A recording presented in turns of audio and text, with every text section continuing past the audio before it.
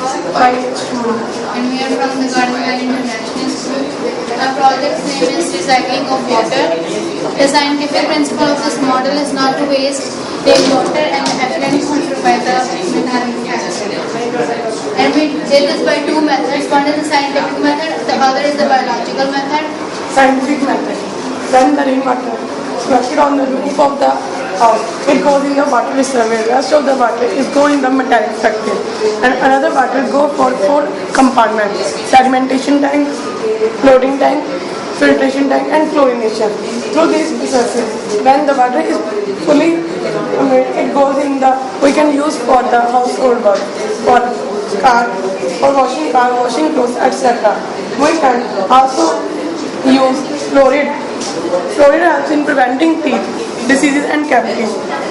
World Health Organization have determined that 0.5 to 0.7 ppm of fluoride is very useful. We can also use Tulsi method, and for Tulsi also has information of ozone.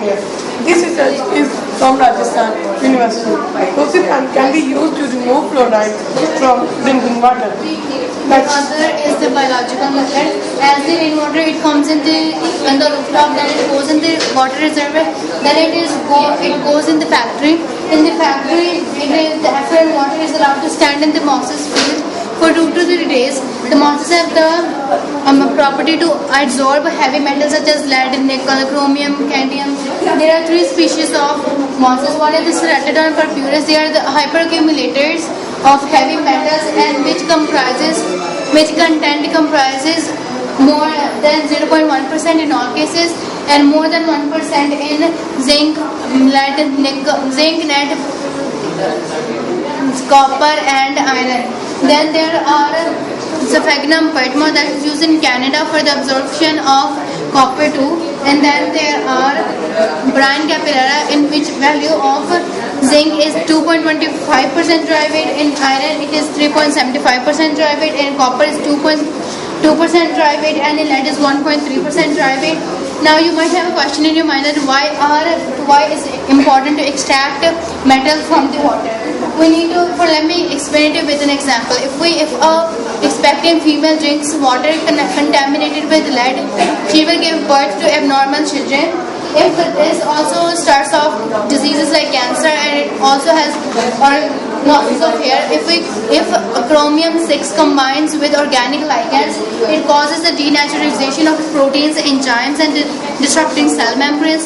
You might have a question: why are mosses necessary? Mosses are necessary because, as you know, metals are not a renewable resource, and we need to conserve it for our future generations.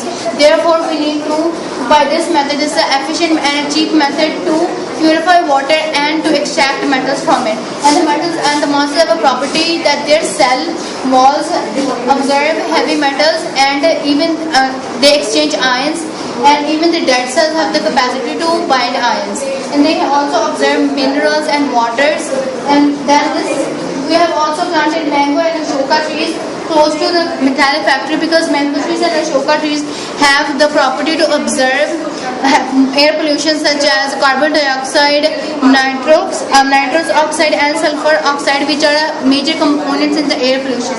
Then this water goes in any part. If you want to buy the pipes, it goes in the garden, it goes in the home, and then it goes in whichever way you want it to be traveled.